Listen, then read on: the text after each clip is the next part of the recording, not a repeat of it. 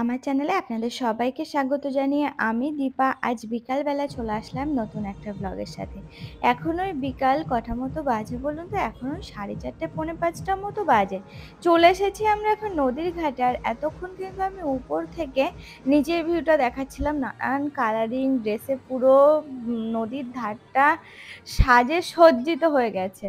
তারপরে ওই কি বলতো, উপর থেকে দেখে না মনটা ঠিক শান্তি পাচ্ছিল না, মনে হলো যে না আবারও নিচেই যায়।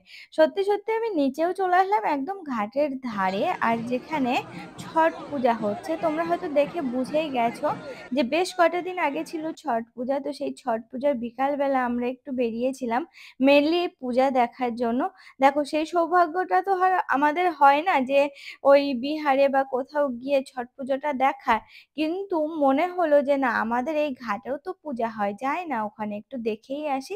সত্যি এখানে এসে খুব ভালো লাগলো জানো তো, কারণ সবাই কি সুন্দর, আমরা যেমন পূজাতে সাজি এরাও ঠিক সেরকম ভাবে সেজে গুজে একদম খুব সুন্দর লাগছিল। আর এই নদীর ধারটা দেখো কি সুন্দর চৌকো করে ফুল দিয়ে সাজানো হয়েছে, দেখতে যে কি অপূর্ব লাগছে তার না দেখলে সামনাসামনি বলে ঠিক বোঝানো যাচ্ছে না। তারপরে দেখো চারিদিকে পূজা হচ্ছে, সব কি সব নিয়ম কানুন আছে, তো সেগুলো তো আর বলতে পারবো না আমি। কারণ তবে হ্যাঁ, এদের যে ঠেকুয়া যে পিঠে টাইপের একরকম হয় না, ওটা খেতে খুব ভালো লাগে। সত্যি সত্যি আর একরকম ছাঁচে বানায়, ওই ঠেকুয়ার পুরোই ছাঁচে বানায়, ও দারুণ লাগে খেতে। কিন্তু কি বলতো, সেই সৌভাগ্যটা এখন আর হয় না খাওয়ার। আমাদের হাজরাপুরে দুটো পরিবার আছে। তো তারা যখন পূজা করতো পাড়ার সবাইকে প্রসাদ দিয়ে যেত।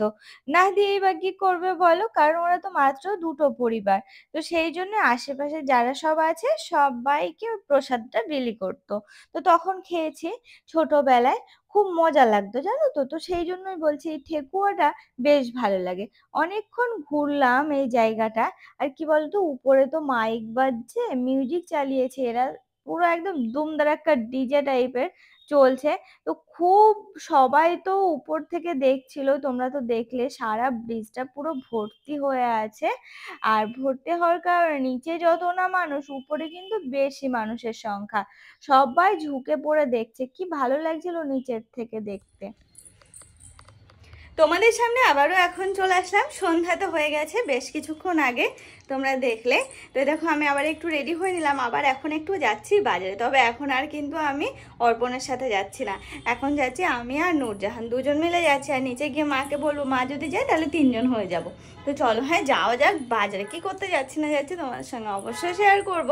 হঠাৎ করে নূরজাহান আজকে এসেছে, ওর একটু ইচ্ছা হয়েছে যে বাজারে যেতে। তো ফোন করলো আমার কাছে যে চলো একটু বাজারে। আমি যে আমার তো যাওয়ার ইচ্ছা নেই। তো বললো চলো চলো, আমি তাহলে চলো যাওয়া যাক। তো চলো হ্যাঁ যাই তাহলে। নিচে যদি মা যায় তাহলে মাকে টেনে নিয়ে যাব। টেস্ট দেখো। হুম হুম, ঝাল টাকা চলে এসছি ফুচকা খেতে। আমরা কিন্তু পুরোপুরি বাজারে যাইনি, মিডিল পজিশনে রয়েছে আমরা। ফুচকা খাওয়া কমপ্লিট হয়ে গেছে, আর এখন চলছে পার্সেল নূরজাহানের বাড়ির জন্য। আমাদের বাড়িতে তো তোমরা জানোই যে সেরকম খাওয়ার কেউ নেই, মা বাবা খায় না, আর ওর মাঝে সাথে দু একটা খায়। তো আজকে আর খাবে না। আজকে নাও নাও, খাবে না, কালকে খেয়েছে আর খাবে না। সকালে পড়িয়ে রেখে আসছো? কটার ট্রেন ধরেছিল ওখান থেকে? 10টা। ফুচকা খেয়ে যখন বাড়ি গেলাম, অর্পণের নাকি ফুচকায় লোভ লেগেছে, আবার ওর জন্য নিতে এলাম। ও কালকে খেয়েছে জানি, আজকে আর খাবে না, ওই জন্য আগে নিয়ে যায়নি। সন্ধ্যাবেলা তোমাদের সামনে আসলাম, আর কি ভালো লাগছে জানো, আজকে সারা বিকালটা পুরো ঘুরু ঘুরু ঘুরু ঘুরু করেছি। মানে ওই তো এক নদীর ধারে গেছিলাম, ওখানে দেখলে, তারপরে এসে আবারও বাজারে গেছিলাম। তারপরে জানো তো আবার তোমাদেরকে শেয়ার করলাম যে আবার বাড়ি যেয়ে ঢুকেছে, অর্পণ বলছে ওর জন্য আবার নিয়ে আসতে। আমি জানলাম যে ও খাবে না, কারণ কালকেও ফুচকা খেয়েছে। তো ব্যাস, ও তো সপ্তাহে একদিন ছেড়ে দুদিন খাবে না, আমি তো সেটাই জানি, তাই করে। কিন্তু ওর ইচ্ছা হয়েছে খেতে, আমাকে বললো নিয়ে এসে, আবার গিয়ে নিয়ে আসলাম। তো যাই হোক ওই সমস্ত কিছু করে অনেকক্ষণ ওর সাথে কাটিয়ে তোমাদের সামনে আসলাম। আমি ফোটা থেকে আসলাম কয়েকটা দিন আগেই, মানে ফোটা শেষ করে দিনের দিনই চলে এসেছি।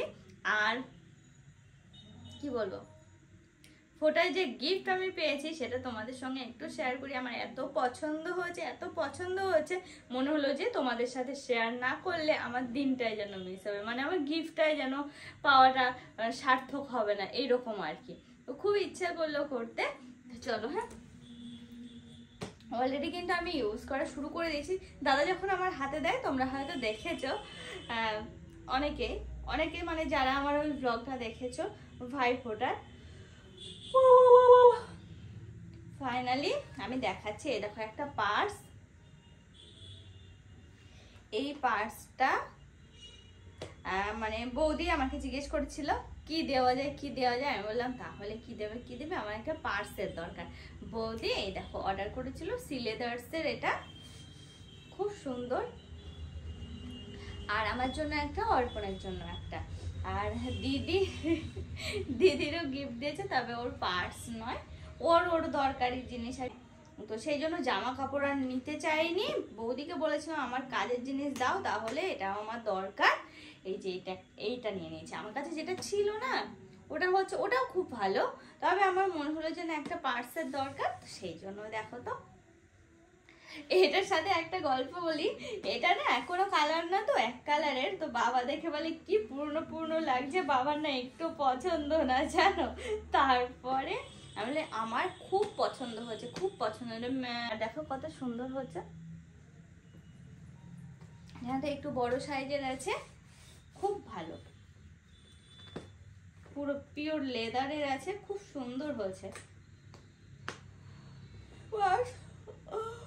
অনেক দিন চলে যাবে, অনেক দিন। একটা পার্স আমার অনেক দিন করে যায়, আমার না সবারই।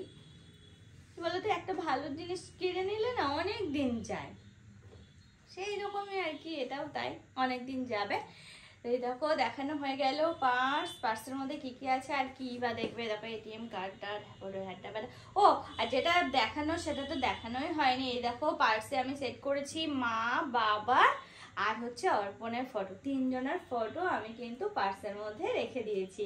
এতদিন পার্সে আমার ছিল না, কিন্তু এই জায়গাটা একদম পারফেক্ট একটা জায়গা ফটো রাখার জন্য। তো মা, বাবা আর অর্পণের ফটো আমি রেখে দিয়েছি। আর জানো তো এই ফটো যখন আমি পার্সটা ওই বাড়ির থেকে গোছাই, সব কিছু জিনিসপত্র রাখি, বাবাকে বললাম যে ইয়ে করো একটা ফটো দাও। সে বাবা তো আবার ফটো খুঁজে পাচ্ছে না, রয়েছে পুরনো ফটো আর বাবার কাছে যেটা রয়েছে বাবার পার্সে, তো সেটা নিতে গেলাম। বাবা আবার বললো দাঁড়া, তাহলে আমি খুঁজি নিয়ে বাবা খুঁজতে গিয়ে এত কাগজপত্র বার করেছে জানো, সে আর খুঁজে পাচ্ছিল না। তারপরে যখন পেলো আমাদের সেই পুরনো সমস্ত অনেক আগের সমস্ত ফটো বাবার কাছে সব কিছু রয়েছে। বাবা বলছে যা নিয়ে যা একটা দুটো করে। আমি বলছি না তোমার কাছে থাক, তাহলে কি বলতো থাকবে ফটোগুলো, আর আমাদের কাছে নিয়ে গেলে না কোথায় রেখে দেবো আর খুঁজেই পাবো না, কোনো স্মৃতিই থাকবে না। সেই ছোটবেলার মানে ছোটবেলার ফটো টটো অনেক আগেকার। তার একটা হাফ ফটো দেখায়, এই দেখো এটা যখন মনে হয় খুব সম্ভব 11-এ কিংবা 9-এ পড়ি। এটা কতটা দেখতে পেলে জানি না, কত সুন্দর না ছোটবেলার ফটো টটোগুলো। তবে হ্যাঁ খুব রোগা রোগা লাগে জানো। অ্যাকচুয়ালি তো মোটা হয়েছি সেটা তো মানছি, কিন্তু মানে সবার ক্ষেত্রে দেখবে পুরনো 2 বছর আগের পুরনো ছবি দেখবে আর এখনকার দেখবে আকাশ পাতাল তফাৎ মানে লাগে। আর এটা তো কত বছর হয়ে গেল। চলো এটা দেখানো হয়ে গেল, আজকের ব্লগটা এই পর্যন্ত রাখছি। তোমাদের কেমন লাগলো জানাতে কিন্তু ভুলো না। হ্যাঁ এবার জামাটা আমার চেঞ্জ করি, আর সন্ধ্যাটা আমি দিয়েই বেরিয়েছিলাম মানে ফুচকা খেতে।